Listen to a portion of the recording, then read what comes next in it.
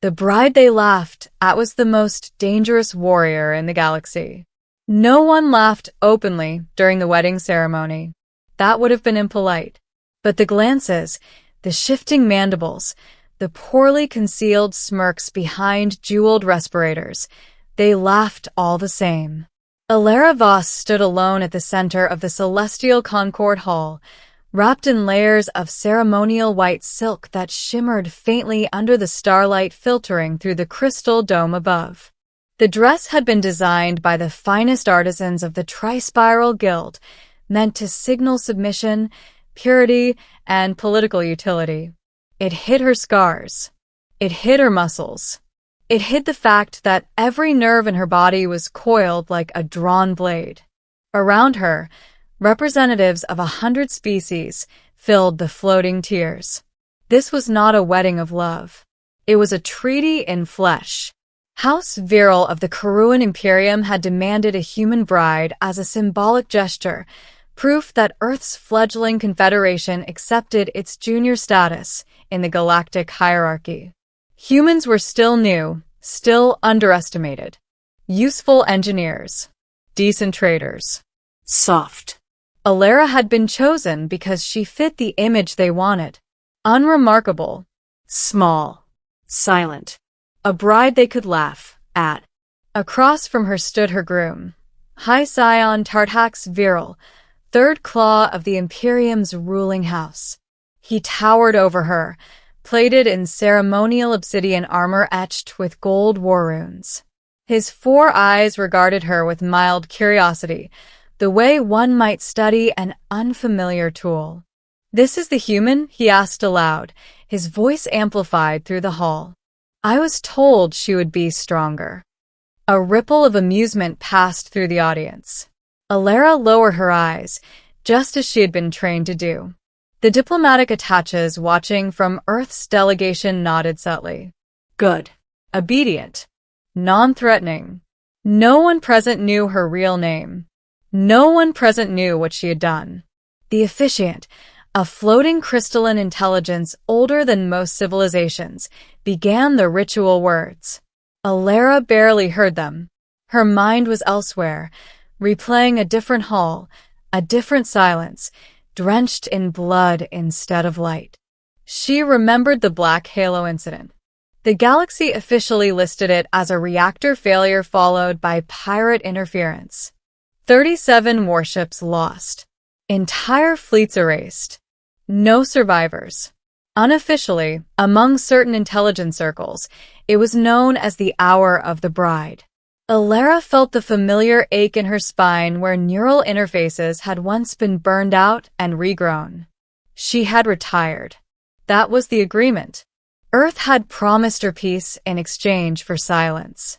This marriage was supposed to be the final performance. The vows were spoken.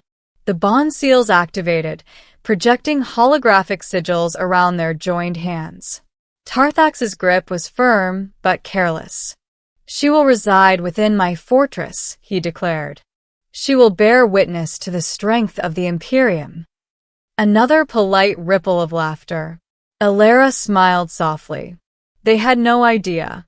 The fortress of Viral hung above a crimson gas giant, its vast spires piercing radiation clouds like blades.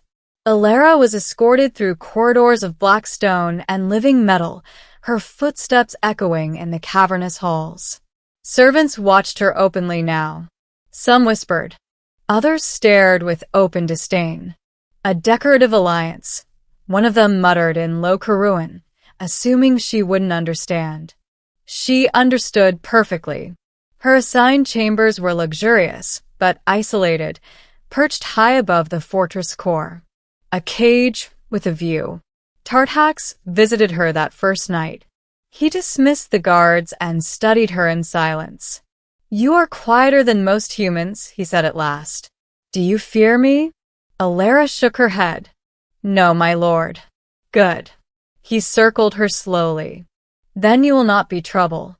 If he had possessed a human sense of intuition, he might have noticed the way she catalogued the room, the energy dampeners, the security nodes, the thickness of the walls. the way her fingers brushed the pulse of the fortress itself. Tomorrow, Tartax continued, you will attend the council feast. You will smile. You will speak when spoken to. You will not embarrass me. I will do my duty, Alara said. He seemed satisfied and left without another word. That night, Alara stood alone at the window, watching storms churn beneath the fortress. She pressed 2 fingers against the small scar behind her ear. A faint hum answered. Systems long dormant stirred. The first assassination attempt came 3 days later. It was subtle, a ceremonial gift from a rival house, a living sculpture that emitted hallucinogenic spores lethal to humans. Alara admired it politely, then adjusted her breathing pattern and filtered the toxins through scarred lung tissue that had once breathed vacuum. The spores settled harmlessly. She ordered the sculpture relocated to the gardens. The second attempt was less subtle. A maintenance accident in the transit lift designed to sever the platform and drop her into the gas giant below. As the lift fell, Alara braced, fingers digging into the metal floor. Muscles enhanced beyond legal limits locked into place. She tore open the emergency panel, rewired the gravity anchors with bare hands, and climbed back into the shaft before the sensors registered the anomaly. By the time the investigation concluded, the incident was ruled a mechanical fault. Whispers began to spread. The human bride was lucky. The council feast was a display of power and cruelty, as all Karuan feasts were. Beasts were hunted live within the hall. Prisoners were forced to fight for entertainment. Alara sat beside Tartax, her posture perfect, her expression serene. When a bound alien slave was thrown into the arena, clearly sick, clearly unable to fight, the crowd roared with approval. Entertain us, Tartax said idly to Alara. Humans enjoy violence, yes? Alara looked at the trembling figure below. Something old and cold unfurled in her chest. May I? She asked softly. Tartax laughed. If you wish to embarrass yourself. She stood. Gasps rippled through the hall as she descended into the arena, unarmed, barefoot, her white garments staining with blood and dust. A massive war beast was released from its restraints, all claws and armored hide. Alara closed her eyes. For a heartbeat, she was no longer a bride. She was a weapon. When she moved, it was faster than most eyes could track. She used the beast's own momentum, striking nerve clusters with surgical precision, tearing through armored plates with reinforced fingers. The fight lasted 7 seconds. When it ended, the war beast lay dead, its skull crushed inward. Silence fell. Alara turned and bowed. The laughter did not return. That night, Tartax confronted her. What are you? He demanded. Alara met his gaze without flinching. Your wife. No, his voice shook. You are something else. She considered lying, then decided it no longer mattered. I am what your Imperium made me, she said. And what it forgot. The next morning, alarms screamed through the fortress. A coalition fleet had emerged from hyperspace, led by House Viral's greatest rivals. Assassins had failed. War would finish the job. Tartax rushed to the command spire, issuing orders in panic. The fortress defenses powered up, but they were outnumbered 3-1. Alara, he snapped. Go to the shelters. You are a liability here. She placed a hand on his armored arm. No, she said calmly. I am the solution. Before he could respond, she turned and walked toward the restricted core. No one stops her, Tartax said suddenly, though he did not know why. Deep within the fortress, Alara access systems sealed since the Black Halo incident. Her biometrics unlocked layers of forgotten code. Ancient human algorithms intertwined with alien tech, rewriting the fortress's capabilities. Outside, the first enemy ships opened fire. Inside, Alara became the fortress. She redirected power, overclocked reactors, and linked her nervous system directly into the weapon's grid. Pain flared, white, consuming, but she embraced it. The fortress fired. Not with conventional weapons, but with localized reality shears, tearing enemy ships apart at the molecular level. Entire squadrons vanished in silent flashes. The attacking fleet broke formation, commanders screaming in confusion. "This is impossible," someone shouted over comms. Alara spoke through every channel at once, her voice calm, human. "This is your warning," she said. "Leave." They did not. She finished it in 6 minutes. When the battle ended, the void was empty. In the aftermath, the council convened in emergency session. Tartak stood beside Alara, no longer towering, no longer confident. They laughed at her. One elder whispered, "We all did." Alara stepped forward. "I did not seek this marriage," she said, her voice carrying effortlessly. "But I will not be used as a symbol again." Silence. "Earth does not bow," she continued. "We cooperate. We trade. We defend ourselves. And if you force us to become monsters," she let the implication hang. The council voted unanimously. The treaty was rewritten. Alara returned to her chambers that night, exhaustion finally claiming her. The systems within her powered down one by one. Tartax visited her one last time. "They will sing songs about you," he said quietly. "They will call you the deadliest bride in history." Alara smiled faintly. "They can call me whatever they like." "And what will you do now?" She looked out at the stars. Live. Finally, months later, across the galaxy, mothers warn their children with a new story. Do not underestimate the quiet ones. Do not laugh at the bride. Because sometimes the most dangerous warrior in the galaxy is the one who learned how to smile while the universe burned. Alara did not leave the fortress of Viral immediately. For weeks after the battle, diplomats, generals, and intelligence envoys arrived in carefully staggered waves. None of them trusted coincidence. Entire fleets did not simply vanish without reason, and empires did not rewrite treaties overnight unless fear had sharpened their pens. Alara attended every council session. She wore no armor and no weapons. Just simple attire, human in design, deliberately plain. It unsettled them more than her power ever had. The Karuan Imperium had ruled by intimidation for millennia. Their philosophy was simple, strength was visible, cruelty was currency, and mercy was weakness. Alara dismantled that belief without raising her voice. She spoke of deterrence instead of domination, of mutual defense rather than conquest. And when they challenged her, when old admirals hissed about tradition and bloodline, she did something far more terrifying than threaten them.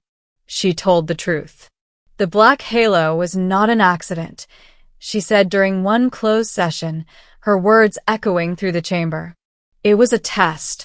Your rivals wanted to see how humanity responded to annihilation. Several counselors stiffened. They believed we would fracture, Alara continued, that we would beg. Instead, we learned. We adapted. And we built weapons that we hoped we would never need again. A pause. I am one of those weapons. No one interrupted her. You laughed at me because you thought softness meant weakness. Because you believed ceremony mattered more than capability. Humanity learned that lesson early in our history. It nearly destroyed us. She met their eyes one by one. We survived because we learned restraint. The silence that followed was not fear alone. It was respect. Tartax watched her from the edges of these meetings, a ruler transformed into a student. His authority remained, but it was tempered now by something unfamiliar, humility. One evening, as the fortress rotated into artificial night, He joined Alara on the observation balcony. The gas giant below glowed faintly, its storms calmer than they had been in months. "You could rule," Tartax said quietly. "Not just this Imperium. Others would follow you." Alara shook her head. "I've had enough of being followed." "You saved us," he insisted. "My people." "I stopped a war," she corrected. "Saving comes after." He studied her carefully. "You were never meant to be a bride, were you?" She smiled, small and real. "No. I was meant to disappear." "And yet," he said, gesturing toward the stars, "you've changed the balance of the galaxy." Alara rested her hands on the railing. Balance was already broken. "I just made it visible." When she finally departed, it was without ceremony. No grand farewell. No honor guard. Just a single human ship, sleek and unmarked, waiting at the docking ring. The Imperium offered titles, territories, even genetic legacies that would echo for centuries. Alara refused them all. She accepted only one thing: autonomy for Earth and its colonies, written into galactic law so deeply that even future empires would hesitate to challenge it. As her ship disengaged, Tartax transmitted one final message. "You were never laughed at because you were weak," he said. "You were laughed at because we did not understand you." Alara's reply was simple. "Neither did I," she said. "Until now." The ship vanished into hyperspace. Years passed. The story spread, distorted and reshaped by culture and myth. In some versions, the bride was a goddess in human skin. In others, she was an artificial intelligence wearing flesh. Some claimed she never existed at all, that the Imperium invented her to justify a sudden loss of power. Humanity did not correct the record. They didn't need to. Trade routes stabilized. Border conflicts diminished. And whenever an ambitious warlord considered testing Earth's resolve, someone always remembered the fortress that had become a weapon and the quiet bride who had commanded it with a whisper. Alara Voss lived far from politics after that. She chose a small world on the edge of mapped space, one with wide skies and long sunsets. There, she built nothing that could be weaponized. She grew food. She repaired machines. She learned what peace felt like when it wasn't borrowed. Sometimes at night, she would feel the echo of old systems humming beneath her skin. The power was still there, dormant but obedient. She never feared it. She had mastered it. And when children on distant worlds asked why their parents warned them never to underestimate a human, never to laugh at a quiet figure standing at the edge of history, the answer was always the same. Because once, the galaxy mistook a bride for a weakness, and nearly paid the price for it.